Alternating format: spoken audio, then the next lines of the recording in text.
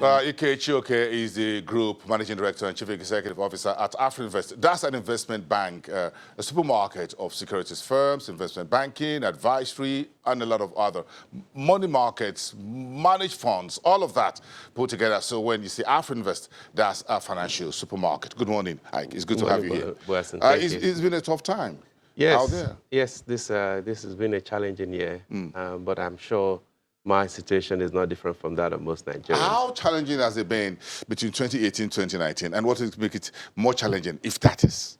Fiscal side, monetary, combination? Well, when you see the data, I mean, you can get lost in it. I mean, this year you saw the GDP growth decline from 2.1% in Q1 to 1.9% in Q2. We've changed our forecast, for instance, for the year, targeting 2.5% for Nigeria. For 2019, we've come down to 2.2%. But those tiny percentage changes have huge impact on the ground. And so as a business, you feel it. And I think most Nigerians would agree with me when I say we feel poorer now than we did perhaps at the beginning of the year or compared to last year. So those things are biting into the way consumer confidence, is projected into the economy. And, so just not quite enough confidence and enough to boost things up here. Quite a lot of sound bites and action plans, policies, circulars from the monetary authorities, the central banks since January. Yes. In textiles, in palm oil, whatever, agriculture, the treasury bills market. Then we're done. We'll finish up with the elections, get a new cabinet and all of that. Correct. Got a new economic advisory council in place. Are you encouraged by a mixed bag of this monetary and fiscal policies, the macro environment? Well, we see the monetary policies. I'm not quite sure about the fiscal ones. I think what we have is a mix, like you say, a mixed bag of things coming out. And there's my sort of basic understanding is I'm slightly confused where we're headed, because the people that should be doing monetary policy are also straying into fiscal policy. And meanwhile, there's not quite enough coming from the federal government in terms of a cohesive plan. The last plan they put out there, if you recall, the Economic Recovery and Growth Plan, is a nice piece of paper, but not much has been done about it. And I think for the economy and for the private sector participation in general, you need the government to sort of follow their plan, and that allows you as a business to then project yourself as to what you want to do. And if that plan includes a direct ban on 43 items from being imported, then we know those are banned. If that plan includes closing the border, then we know that border is closed, and we then need to know how to work around it.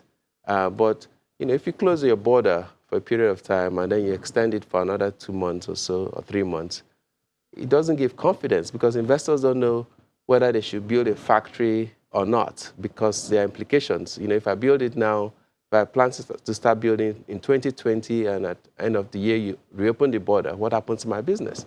So there's a lot of confusing signals out there, which is a question. So are you encouraged, therefore, perhaps you are thinking when you hear in the news that Mr. President talked about putting ERGP to bed and Vision 2020 in the closet, then come up with Agenda 2040. Are you encouraged? Do you think this is perhaps some nice sound bites to latch onto? I think so. I think that we have enough plans. If we even go back to Vision 2010, I recall that one, and pull out that document, there are probably aspects of it that are quite implementable today. Now you have the Economic Advisory Council, headed by Dr. Doyin Salami. It's encouraging, but you ask yourself, why am I going to bring good people in a position where they're advisors? Why didn't I at least put them in executive position as ministers? Because there are a lot of roles in government that require the official person to be there to represent you. You understand? So if you're called by the World Bank or the IMF or the Russian government, they don't normally talk to advisors. They may want to talk to the person who holds the cabinet post. But be that as it may, so you wouldn't mind doing Salami and the rest of them being cabinet ministers ab initio? The way I look at it is that if you feel that they are important enough to be advisors, then you would have found a role for them to work within the cabinet officially. So that they have a more direct input in not just saying what should happen, but actually doing it, executing it, because that's what the country is begging for. Like you explained, we're not lacking for plans. We're lacking for the capacity to actually take a good idea and implement it. Roll it all the way back to the second National Development Plan. Exactly. After the Civil War. They're all as good as today. They're still... Because they keep the fundamental issues we haven't really fixed. Industrialization, infrastructure. They were all there since after the Civil War. You name them. Today, the biggest challenge is human capital development. You know, we have, you know, is it 10 or 13 million school kids out of school? We have appalling statistics in the health indices sector. And then you then think of the population growth. At 3%, at 200 million people, now the poverty capital of the world with 93 million poor people, less than $2 a day income. But the World Bank just rated us a middle income status. We have a GDP per capita of $1,960 from 1960. Yes, so... Congratulations. No, there's nothing cheerful about that. If I go to Ghana, the average Ghanaian is more comfortable than the average Nigerian. Same thing with the average South African. I mean, if you compare their budget, if you look at our federal budget, the 10.3 trillion naira budget being planned for 2020, if you do it on a per capita basis, it works out to something like $140 per person per year. If you go to Ghana, their budget works out to something like $500 per person per year. If you go to South Africa, it's like $2,000 per person per year. So again, these numbers you throw out, you have to really come down to earth in terms of what really affects the ordinary individual. And that's just even on the surface. Now, if you really if you begin to disaggregate the budget and look at what is capital expenditure versus recurrent, then that number for Nigeria drops even much lower. I agree with you. Yeah. By the time you share the budget for health, education, all the way down per person, we're in the water. We're way below water. How does all this put together go into the banking sector? Because you folks are ready to launch this annual report, which is a very good indicator for the sector. So how does it all affect the banking sector? The bank's actually not doing badly. This year, we're seeing them growth in terms of top-line growth coming to almost 20%. We're tracking that they should end the year at around 4.9 trillion naira in turnover, based on the universe we cover. And that's despite the sort of declining interest rate environment, which has been helpful for the federal government.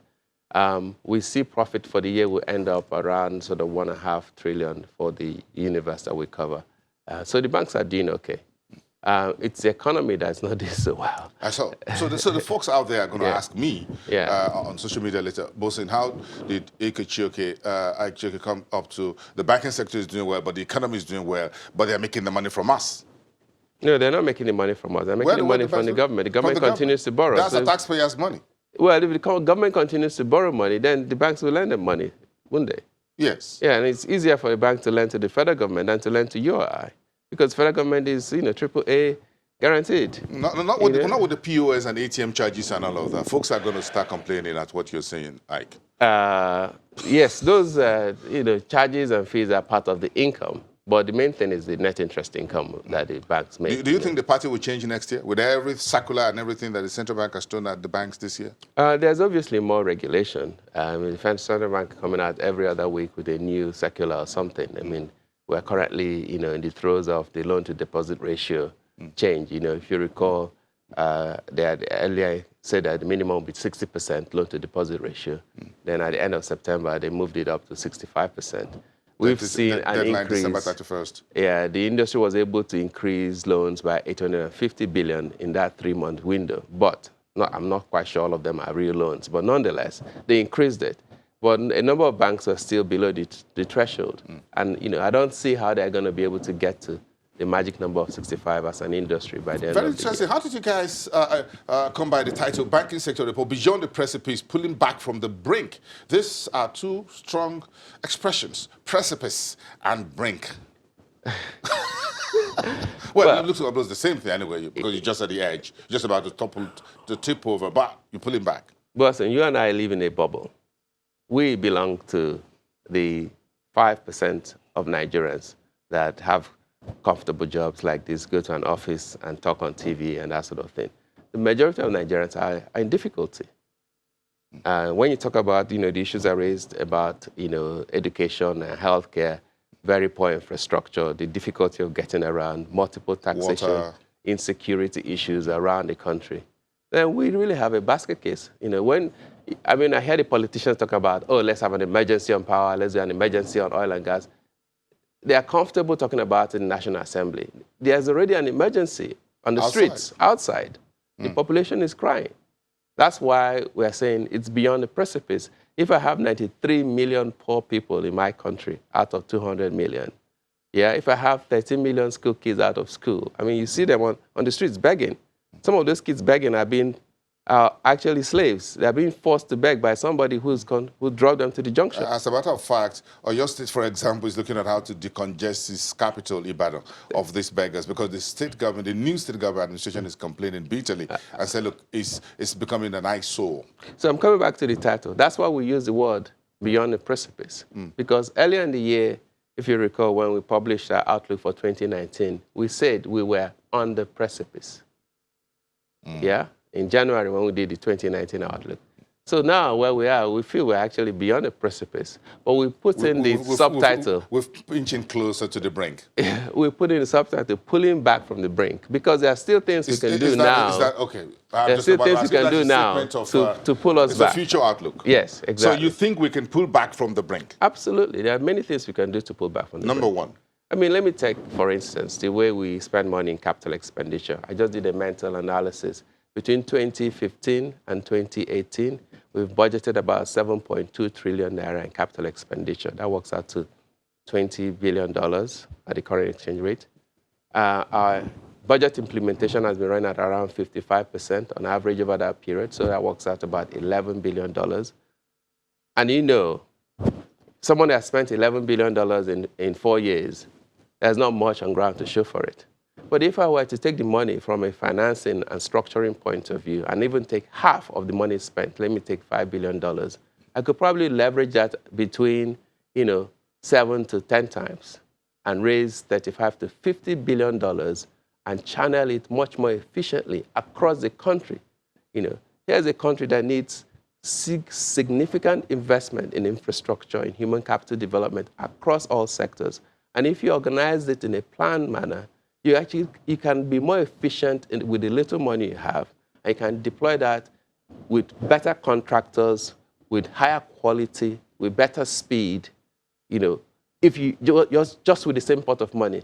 But if I'm going to, say, Lagos-Ibadan Express Road, that's supposed to cost maybe 100 or 200 billion naira, and I only allocate 10 billion naira every year to it in the budget, of course it's going to take me 20 years to finish, and it will cause a lot of disruption, a lot of problems for the citizens. But if I immediately raise the money up front, put it in a trust account, and make sure the contractor, the banks, everybody has execution contracts, and they have a deadline of 1 year to finish it, there'll be a lot of pain initially, but in 1 year you have a first-class road, and the amount of commerce that goes back and forth will be much more impressive. And then we can move on to solving another problem. That's the issue. So that's some of the structural reforms you would think we should carry out. And those are not difficult to do. Those are actually just changing their mindset of thinking. I'm not asking you to go and bring Siemens from Europe to come and do our power sector. I'm just saying let's change our mindset, because in Nigeria today, many companies take advantage of those financing options.